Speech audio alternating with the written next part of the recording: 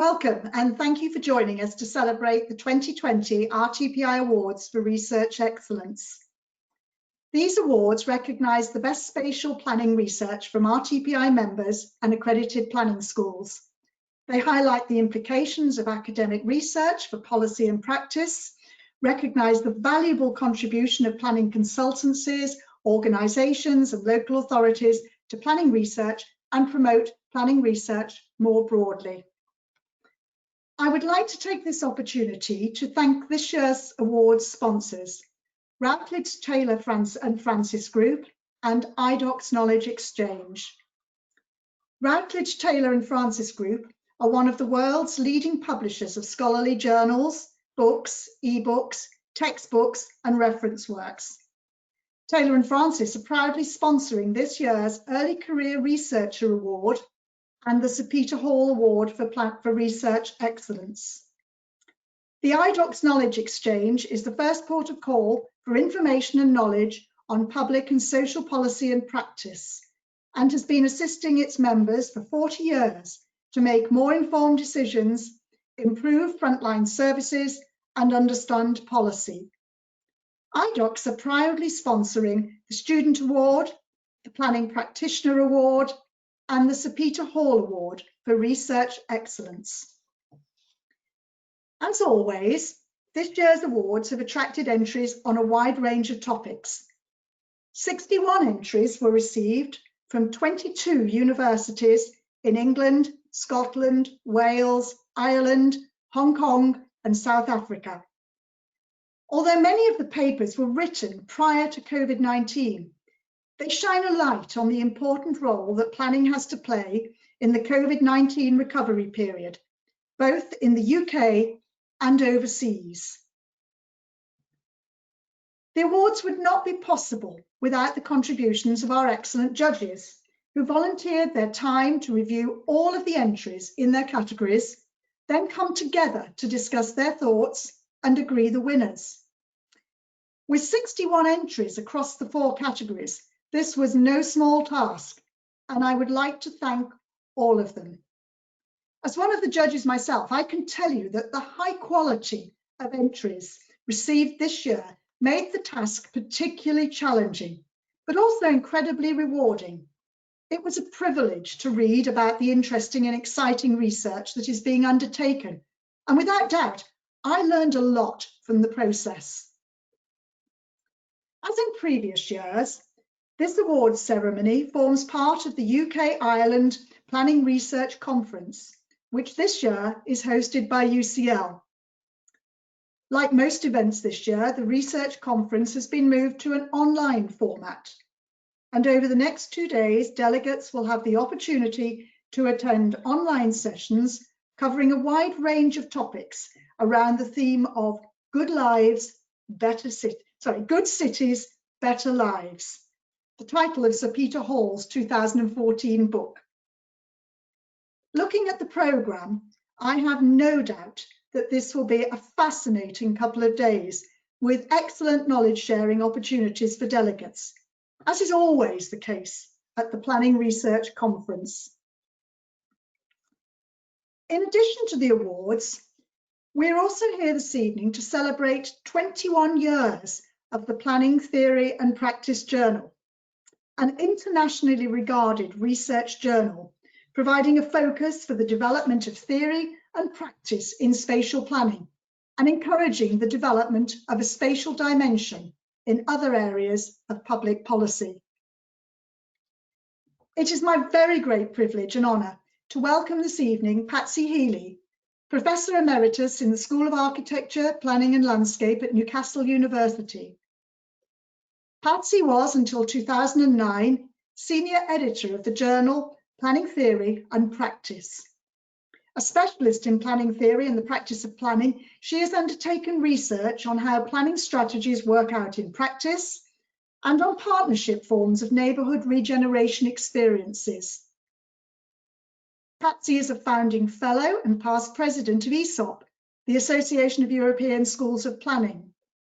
Her books include Collaborative Planning, Shaping Places in Fragmented Societies, Urban Complexity and Spatial Strategies, and Making Better Places. She was awarded the OBE for services to planning in 1999 and the Gold Medal of the Royal Town Planning Institute in 2006. She was elected a member of the British Academy in 2009.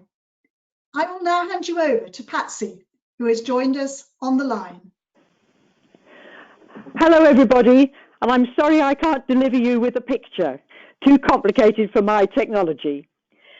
But this request made me think back to those days, 21, actually more like 23 or 24 years ago, when by chance I happened to be having a conversation with Heather Campbell at Sheffield, and we were both feeling that there was a gap in the academic literature.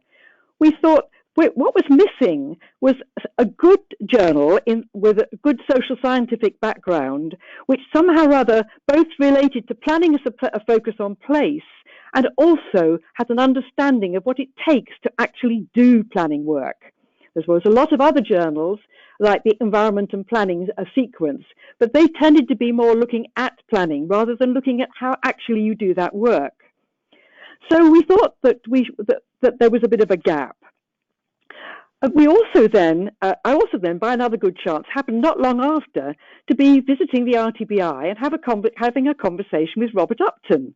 And he was very much interested in positioning the Institute in the context of what everybody was discussing then, which was a knowledge society. And he was very much thought it was very important that the profession should have a learned society dimension to it, as well as its practice orientation. That's never easy in the British context because we have this long anti-intellectual tradition. But nevertheless, it did seem important that the profession should be linked to a much stronger, more research-based knowledge resources that were available. And this also, I think we thought, that had the advantage of helping practitioners not only just think about all the tasks that they were involved in, but help to stand back a bit and see and explain what they were involved in. So putting these two things together, discussion with Robert Upton and the RTPI, and I said, well, what about Heather Campbell's been talking to me about this? And this led to the three of us actually getting together. And as we began to talk, we thought actually another really important thing was to make sure that we were able to think about planning practices, planning ideas, planning theories. We should be thinking it not just in a British context, but in an international context. And I think more and more these days, I feel we have got to work to overcome British introversion. We have got to learn to be able to learn from other experiences really well, to understand the particular situations in which these other experiences arise. And if, in case we had any doubt about this, perhaps we should be thinking about the current government, the government's current ideas about how to change the planning system. And I'm delighted that some of our planning academic colleagues are writing very powerfully to say, well, we should actually get to know that zoning does not actually work in the imagination that ideologues tend to have for it. Well, anyway. The request to talk here today made me have a look back at our editorial, which I think I haven't looked at for perhaps for the past 20 years. And it was very interesting as I went through it to think to myself, well, it actually has stood the test of time quite well. What did we actually say in that manifesto of the first volume 1, number 1? We did an editorial. I've no idea who contributed what to this editorial, but it was a collective statement. And we said in the very first sentence, the heart of the planning tradition is the promotion of the quality of places as a key ingredient of quality of life. That's interesting. Do we still hold to that? But that actually means that we're making a slightly different statement to perhaps how it would be made in the United States, which has always had a much broader focus. My dear friend Judy Innes, who died earlier this year, she always used to say, well, I've never understood about place. And you thought, how is this possible? But anyway, that was our first statement. Our second statement was the planning that we said, the planning that we've been involved in is continually criticised. And I think we perhaps could to say that that's gone on even more since that time. It is said, we said at that time, to be locked in bureaucratic mindsets. lacking the knowledge and creativity to have a role in reinventing the futures which places could have. We also said that it was overloaded with demands to meet new criteria and under-resourced even for basic tasks. And the result being the practicing planner in local planning offices has little time or encouragement to keep abreast of the changes in the knowledge base available for planning work. It's very interesting to think we said that then, and I think we would probably say it even more so again today. And we thought to make a difference. Possibly in the British context, we haven't made a difference. Maybe somebody could research how far academic journals have made a difference to practice. But our ambition, as we set it out then, was to provide a forum for academics, researchers and practitioners to keep in touch and to keep abreast. I think that keeping in touch was about keeping in touch with the rich resources of ideas and research that was going on in our field and related to our field. And keeping abreast means keeping a watching eye on new concepts and ideas and thinking about the difference they might make to practice now and in the future. So we then went on to say that our ambition was to include material from different perspectives and different parts of the world so that it would be seen as a really international journal. And I think I read regularly Planning Theory and Practice along with Planning Theory, just to have some idea of what all the generations that have moved into the core of our field since I sort of stepped to one side. And it's really fascinating to me just how international the academic field actually has become. But also with the RTPI, we really wanted to emphasize the importance of planning as a learning endeavor and contributing academic learning, both in helping us understand the concepts that we're using in our planning field, and also to think a bit about how to be systematic in thinking in working through our thoughts and our research findings. Finally, we did say that we thank the RTPI for its strong support, and I think that we have had, it's been great to have that connection. Well, I think that was the mission we set out to ourselves 21 years ago, and all I can remember of those early years, it was very hard work. We were doing a lot of work helping authors craft their academic papers. It's very interesting to think 20 years, 30 years ago, 40 years ago, there really wasn't a corpus of academic scholarship in our field. It is completely different now. But at that time, people were really struggling with the art of writing an academic paper. And all these things that everybody these days, if they go to a planning school, they will perhaps learn research methods. All these things were things that many people who had gone into the field were not really familiar with. So we did a lot of work on what it takes to build an argument, what it takes to position it in relationship to the literature, how to discuss research method and present findings. And that's never easy.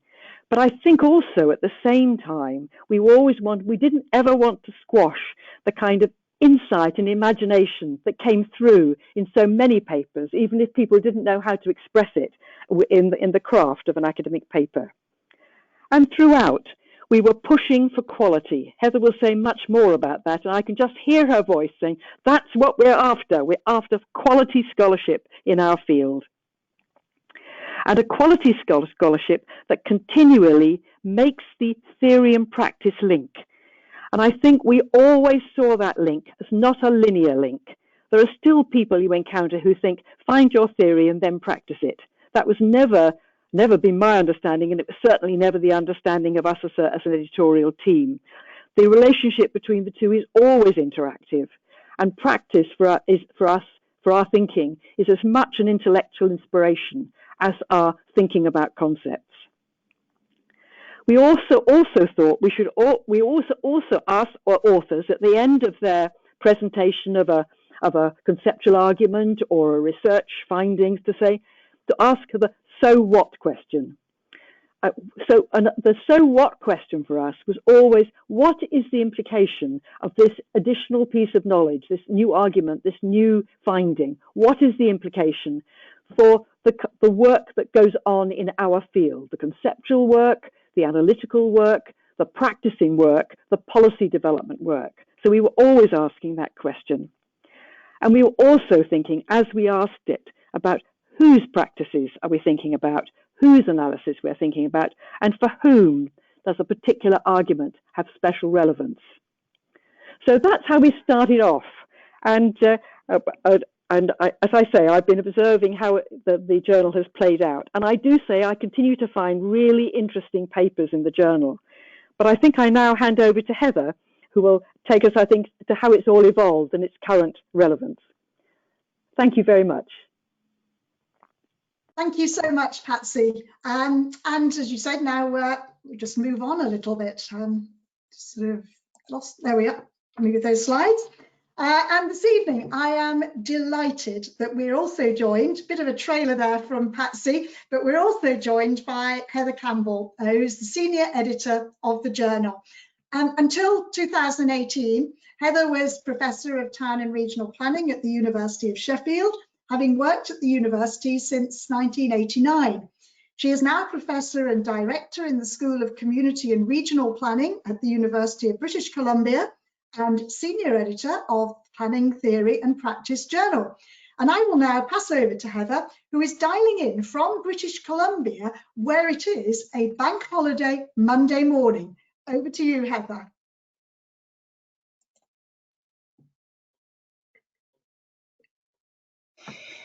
Thank you, Sue, and thank you, Patsy.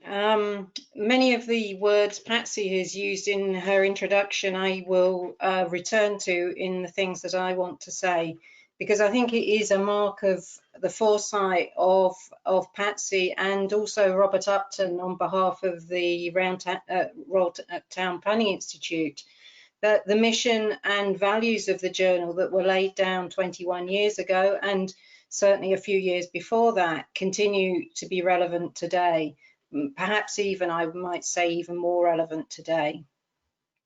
In what we've done as a journal, it's been all very much values-led, and this is seen in many facets of the way the journal approaches its task. Just 2 or 3 examples. I think it's seen in the way that we interact with our authors, the way we attempt to push the boundaries of what an academic journal can be, and the way we also continue to want to challenge professional practice. And we summarise that now in our strapline, Challenging Theory, Changing Practice, which again reflects very many of the things that Patsy was talking about in the foundations that were laid for the journal. The success which has come to the journal is as a result of being true to those values, and not as an afterthought when other boxes has been ticked. And we do tick those boxes. Yes, the journal is listed amongst the best in the world in the Social Science Citations Index. Yes, our year-on-year increase in full text downloads is towards the upper end of the upper quartile of journals, increasing, for instance, between 2018 and 2019 by 39% to over 140,000, and an increase to date in 2020 over our 29 figures of 51%. And we do have a truly global audience in terms of our readership. And yes, most years a paper published in Planning Theory and Practice is shortlisted in the ESOP, the Association of European Schools of Planning prize papers, and this year is no exception. There is, as I'm going through sort of data points, I suppose at this point, one slightly worrying trend that I do want to perhaps highlight that seems to have come alongside the pandemic. We've been observing in Planning Theory and Practice, like many journals, and it seems important that I think editors speak out at this time, that there has been a significant fall in the proportion of papers being submitted by female sole authors or lead authors, and by comparison to the same period last year. And alongside this, we've actually seen a significant rise in the number of overall papers submitted. I would make a plea that university promotions processes and senior management actually take note of what appears to be a differential impact of the current pandemic on academic activity. I suppose some people might call it productivity, but that seems the wrong phrase to use. So leaving that point to one side and returning to the journal, I think what has been crucial has been in the way that we do what we do. And I want to talk some more about that, but I think it's first very important that I acknowledge the enormous commitment and dedication of what now is a team of 10 editors, 10 other editors that work with me on the journal, committing huge amounts of time to the journal and to the mission that we have. Namely Lisa Bates, John Forrester, Jill Grant, Andy Inch, Crystal Legacy, Katie McClymont, Libby Porter, Mika Min, Mark Scott, and Robert Upton. And we are very ably supported by our journal manager, Ellie Phillips.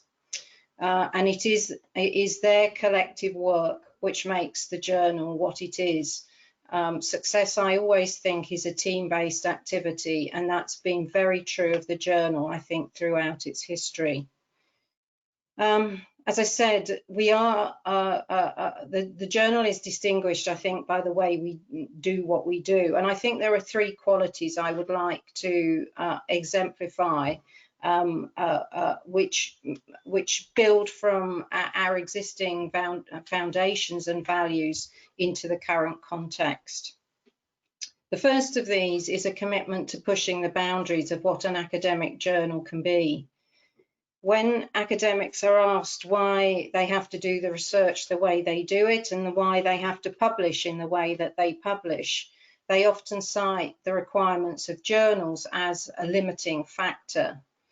But I don't think it's enough, and nor do we as a team, for us simply to see more and more papers being published as we do, while society's sense of the contribution that the academic research community is making to resolving the huge contemporary challenges is best that our work is peripheral, if not in some cases a complete irrelevance.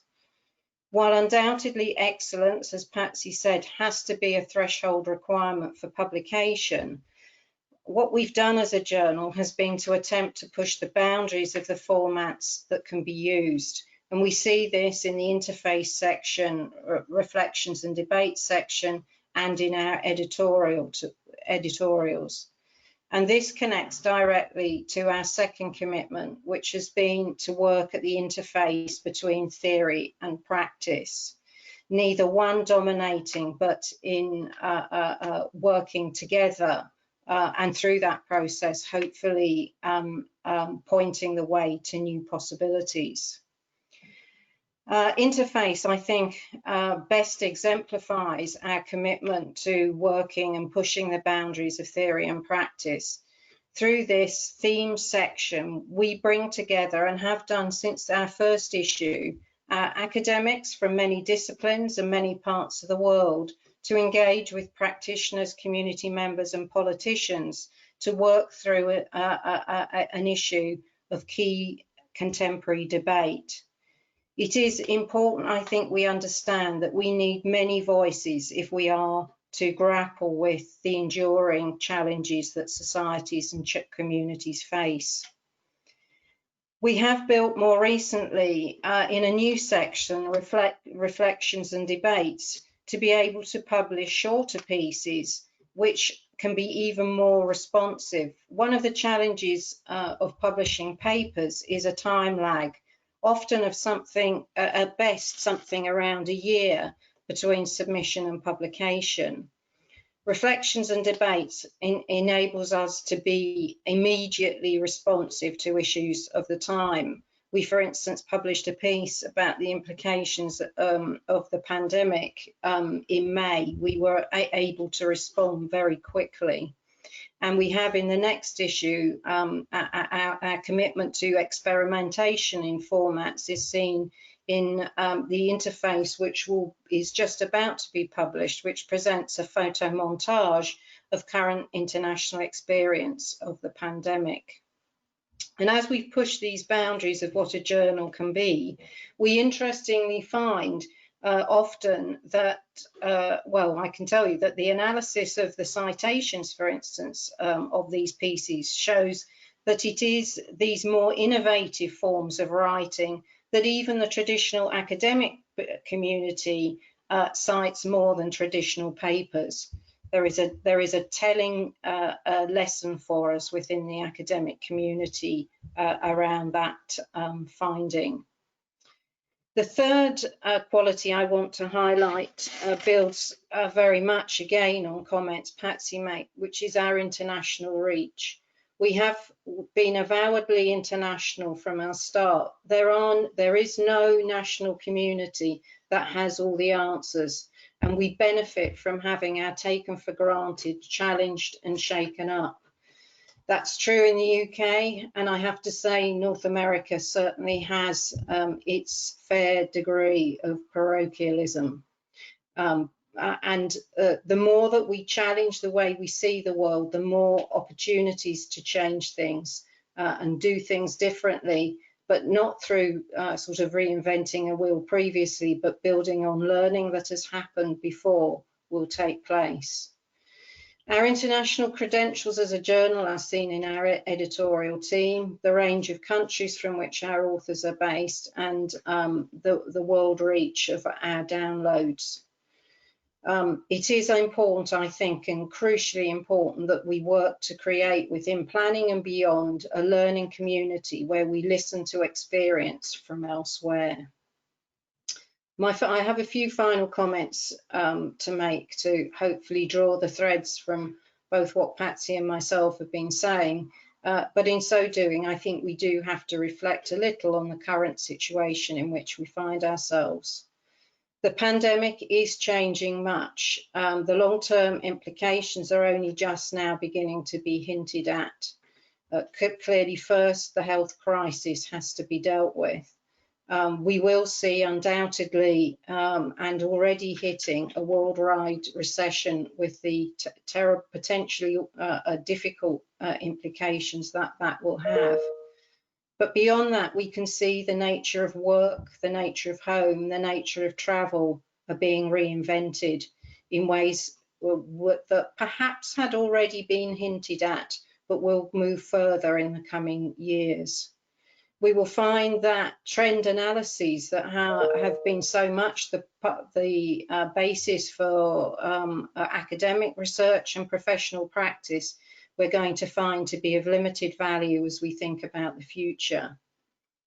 And the pandemic, unfortunately, does not overshadow the continuing omnipresence we face of inequality, intolerance, and the implications of climate change. That these enduring challenges are things that we need to grapple with alongside the pandemic is undoubtedly the case. Planning should take its share of responsibility for the resilience of issues around the future of the planet and inequality. But I think in the future we need to work beyond highlighting the faults of policy interventions, which there have undoubtedly been, but use this as the stepping stone and basis for thinking about what new possibilities there can be.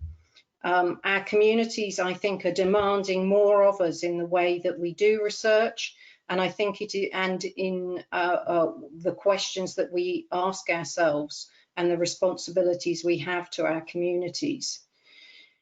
Critique is certainly not enough. What we have to do is explore new ways of doing research, new ways of writing about research, and these must be pointing to future possibilities and the possibility for transformative change. As I said earlier, journal editors are often represented as being part of the problem. But I have to say, I do not find my inbox littered with emails of innovative proposals of ways to push the boundary of what a journal is. And nor do I find that I have at any time had to turn down such a proposal.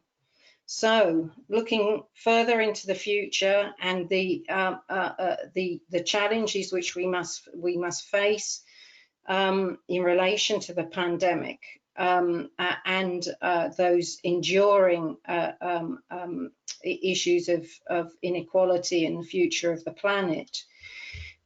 We have much to do. We have much on our agenda, and in some ways that also offers an exciting prospect for us within the research and practice communities. And I look forward to being challenged as to new possibilities for what the journal should be doing in new forms of writing through new forms of research. And I'm sure so too do the judges of the RTPI Awards for Research. I'd finally just like to thank the RTPI for their work in supporting the journal, and thank you for listening to me this morning, or with you as it is this evening. Thanks so much. Thank you very much, Heather. And I think what is incredibly clear from both of you and from our conversations before this event is the passion and the commitment that you share to the principles which have underpinned Planning Theory and Practice Journal on its journey from inception 21 years ago through to today. And I think, as you both said, these principles are just as relevant now as they were then. And I have absolutely no doubt that they will remain so for many years to come. And before we move on to the proceedings for the evening, if I could just have the privilege of asking you both just one question. And it's something that practitioners often ask. And they ask, why does academic writing have to be so dense and difficult? And I wondered if you'd got a view on that. If I can perhaps turn to Patsy first. Well, I think that's a very interesting question because it's often been asked to me as well. I think there's two dimensions to this. Firstly, if you're really engaged in research and scholarship, you absolutely have to go into the depths in order to discover things and draw things out. You have to engage with the detailed discussions. You have to, when you're doing research, you have to probe into corners and check things out, etc., etc. So doing that kind of work results in to give it sufficient weight to be worth anything, you have to have gone on a great and complex journey. But the question then is, how do you write it up? And it depends on your audience. If I were talking about, say, community development to a group of people, practitioners perhaps, that I'm working with sometimes these days, to members of my community, I would speak in a completely different way. So the way I would speak if I were giving an academic talk, and certainly if I were writing an academic paper, because as a community of practice of academics, we have a vocabulary, a way of thinking about things, which enables us to shortcut and get it. Some of the depth is about the shortcuts we make to say, oh yes, that's a reference to that, and that takes us into there. The second reason why I think we have to have this density and depth is our planning work, our planning academic work, is part of the social sciences. We need the voice of planning academia to have equivalent standing in the social sciences. So we have to work with that kind of community of practice of scholarship, so that people can respect and understand what we're doing. So I think those are the two reasons why it is so dense and difficult. But I think it's worth it for those of us who really want to engage. Thank you so much, Patsy. And Heather, very last word for you. Yeah, I obviously agree with what Patsy said. Perhaps I'd just put it in a slightly different way. I think it is very important for academics to be able to develop the craft, if you like, and more particularly the discipline of writing. And that does mean that one needs to write in what may seem a somewhat dense, although I think sometimes, and it's one of the things we become very critical of as editors, of those people who write in convoluted ways and in overly flowery language, that isn't what good academic writing is, and nor is including huge bundles of citations within your paper. There is what we need is writing which has a clarity and discipline to it, and that, I'm afraid, is actually too rare, and we certainly would encourage to cultivate. But I think that then takes us to the issue that Patsy was hinting at, which is also, or more than hinting at, stating, is that the best academics can apply their knowledge and to the context in which they find themselves. So, you know, the papers that one would write for a particular academic article is not then how you express yourself when you meet a community group. They rightly don't care what you've read and the concepts that you may be using. They're interested in what work it will do in their place at this time. And that actually is a major intellectual task that, again, I don't think actually within our schools at the present time. It's certainly a big issue for my community at UBC, that we are working at evolving the ability to actually take our knowledge beyond the traditional ways we've seen it in academic writing, and think about more and push more what it actually means to facilitate change in particular places right now. I think the discipline's right. It's a bit like, you know, the best abstract painters actually can draw very, very well. You have to develop that underlying capability and discipline of argumentation as the basis then to rip that up and do other things in other places. Well, thank you both so much for taking the time to speak to us this evening, and also for answering that question. And I very much hope that you will stay with us as we move on through the proceedings and onto the award announcements. The Sir Peter Hall Award for Research Excellence. So without further ado, we begin with this award, the Sir Peter Hall Award for Research Excellence. The award is named after Sir Peter Hall to reflect his life's work to promote the wider understanding of planning and to apply academic research to policy and practice. As such, it recognises high-quality research that is likely to make an immediate impact beyond academia. The shortlisted entries for the Sir Peter Hall Award are Matthew Carmona, Arma Awaria, Valentino Giordano, Anastasia Gusenova, and Fola Olalea, with a housing design audit for England. Anthony Crook and Christine Whitehead, with Capturing Development Value, Principles and Practice, Why Is It So Difficult? Sonia Arbezi Salazaro, with Paradoxes of Segregation, Housing Systems, Welfare Regimes, and Ethnic Residential Change in Southern European Cities.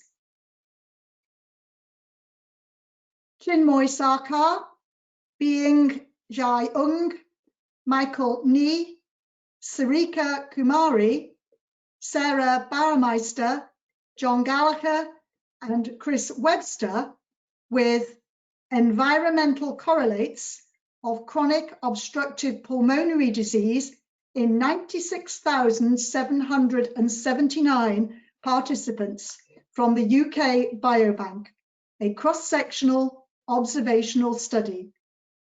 And Pablo Sendra and Daniel Fitzpatrick, with Community-Led Regeneration, a toolkit for residents and planners. And the finalists, just to remind you, are there, and the judges have commended Paradoxes of Segregation housing systems, welfare regimes, and ethnic residential change in Southern European cities, Dr. Sonia Arbechi Salazaro. Congratulations. In commending this submission, the judges noted the submission was the outcome of sustained research into spatial segregation in Europe, drawing on both rich case studies and the careful analysis of high-level data. They were impressed by the ambition of the work and its contribution to understanding a critical dimension of social justice and urban livability. And the winner of the Sir Peter Hall Award for Research Excellence is Capturing Development Value, Principles and Practice. Why is it so difficult? By Anthony Crook of the University of Sheffield and Christine Whitehead of the London School of Economics. Congratulations. A little bit about the research.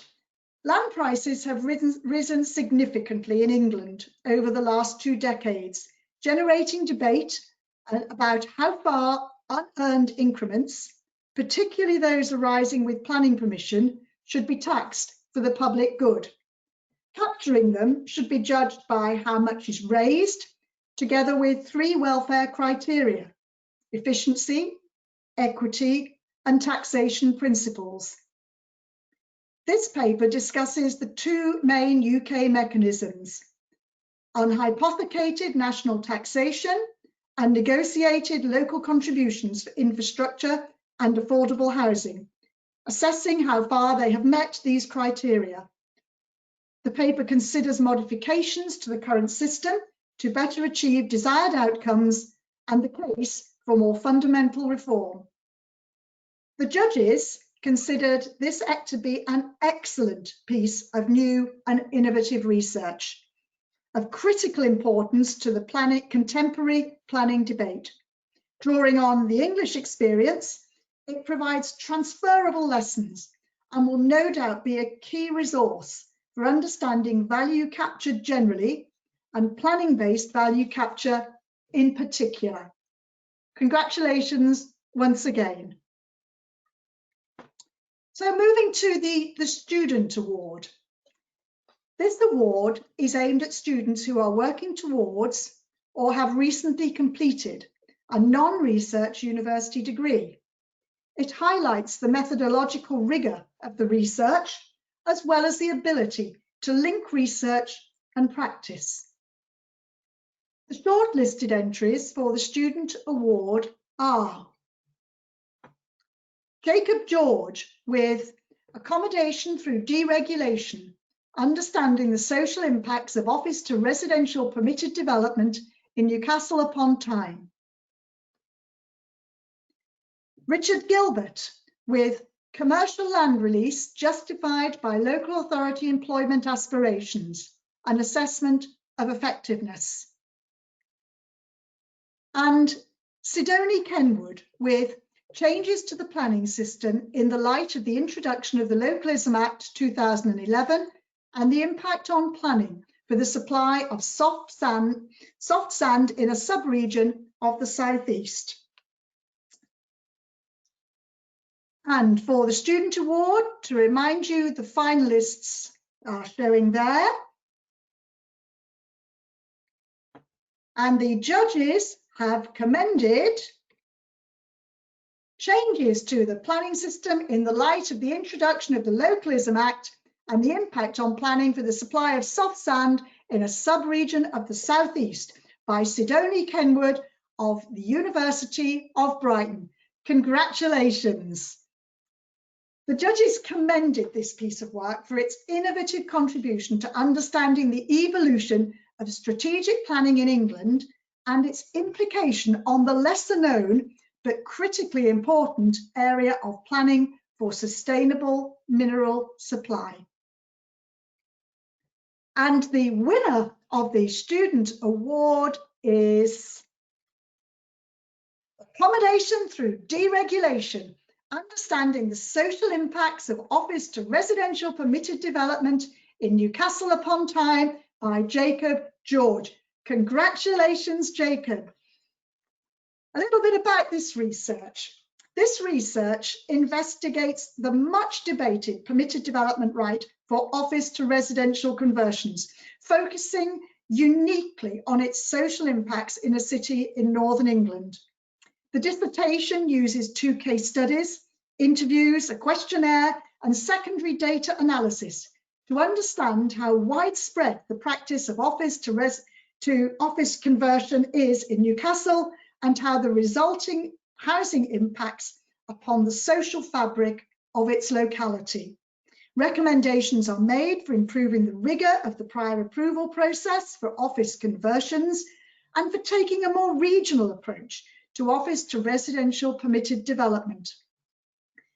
The judges commented that in a strong field, they decided to award the Student Research Award to this great piece of work.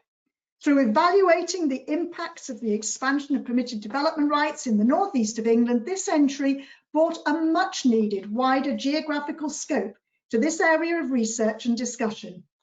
The entry demonstrated intellectual rigour throughout, being both methodologically robust and well presented. Congratulations once again to Jacob George. The next award is the Early Career Researcher Award. This award puts the spotlight on high quality work by researchers in the beginning phase of their academic career, who are either RTPI members or who work in an accredited planning school. The shortlisted entries are Hannah Budnitz, Emmanuel Trenos, and Lee Chapman with Telecommuting and Other Trips, an English case study. Charles Good with Greenbelts, Geography and Governance towards a spatial solution for a 21st century greenbelt. Jenny Preece with Belonging in Working Class Neighbourhoods, Disidentification, Territorialisation and Biographies of People and Place. Kat Salter with Practices of Localism, the role and responses of local planning authorities to neighbourhood planning and neighbourhood planners in England. Rebecca Windermere with Considering Time in Land Use Planning, an assessment of end-of-life decision-making for commercially managed onshore wind schemes. And Tianren Yang, Ing Jin, Lon Shu Yen, and Pei Pei with Aspirations and Realities of Polycentric Development, Insights from Multi-Source Data in the Emerging Urban Form of Shanghai. And the Early Career Researcher Award finalists, just to remind you, are there. And the judges commended Considering Time in Land Use Planning, an assessment of end-of-life decision-making for commercially managed onshore wind schemes by Rebecca Windermere from Cardiff University. The judges selected this research recommendation because it is a robust study of the provision of wind energy infrastructure from a new angle, namely that of end-of-life use of land following time-limited planning permissions. It identifies a gap in policy making, which will shortly have to address this issue, especially in relation to climate change targets. Although it is largely concerned with British examples, it clearly has international application, given the large number of onshore wind energy projects whose life cycles are nearing their end. The judges were impressed that the researcher has already published these findings in a sole-authored article in a high-ranking journal. Congratulations, Rebecca. And the winner of the Early Career Researcher Award is Telecommuting and Other Trips, an English case study by Hannah Budnitz of the University of Birmingham, Emmanuel Tranos of the University of Bristol, and Lee Chapman of the University of Birmingham. Congratulations, Hannah, Emmanuel, and Lee. A little bit about this research. This research proposes that sustainability of telecommuters' travel patterns is more dependent upon the accessibility of non-work activities than on the distance to the workplace for less frequent commuting journeys. Using the National Travel Survey for England 2009 to 2016, the travel of those who identify themselves as working from home at least once a week is compared to other adults by measuring and modelling the number and purpose of trips within a week's travel diary, independent of distance or mode. They conclude that by proactively addressing the accessibility of non-work destinations, planners can help telecommuters travel sustainably. The judges considered that this very relevant and timely piece of research into the impact of telecommuting has the potential to make a vital contribution to policymaking for the post-COVID era. Its counterintuitive findings concluded that the impact of online access to work, which allows for living in more dispersed locations, results in more unsustainable transport patterns, including increased car dependency as well as reduced physical activity. The research concludes that in the location of housing and workplaces should be planned in a more sustainable manner, particularly taking into consideration the accessibility of non-work destinations. The work carried out was thorough and robust, offering the potential for further research into sustainable land use and transport planning with wider application internationally. Congratulations to Dr. Hannah Budnitz, co-authored by Emmanuel Tranos and Professor Lee Chapman. And moving on to our final award, which is the Planning Practitioner Award. The Planning Practitioner Award is aimed at non-academic planning practitioners and organisations conducting valuable research with the potential to inform planning policy and/or practice. The shortlisted entries are High Density Living Supplementary Planning Document by Lucia Cherado-Morato and Becky Mumford. How Does Your Garden Grow? A Stocktake on Planning for the Government's Garden Communities Programme by Matthew Spry, Lachlan Anderson Frank and Edward Clark of Lichfield's think tank. And Louise Award of Avison Young and David Adams of the University of Birmingham with Disability, Terror and Safety in the City, charting individuals' spatio-temporal encounters with counter-terrorism measures in Birmingham. So the Planning Practitioner Award, just to remind you of the finalists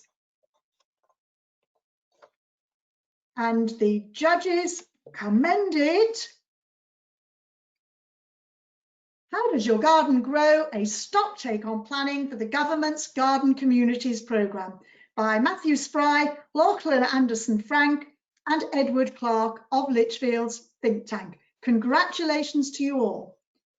The judges commented that this is an important piece of research, filling a key gap in understanding of the scope and likely impact of the government's garden communities approach in England, leading to a typically clear, relevant and readable report by Lichfields, one which has been deservedly well publicised. Congratulations. And the winner of the Planning Practitioner Award is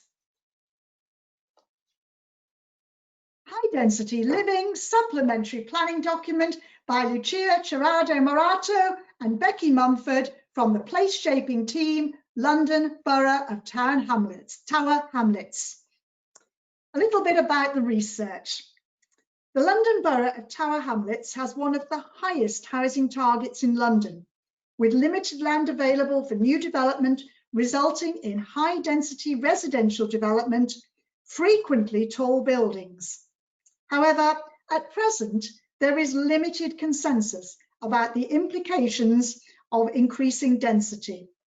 To better understand, the Borough conducted one of the largest and most comprehensive pieces of research into the lives of residents living in high density and tall buildings.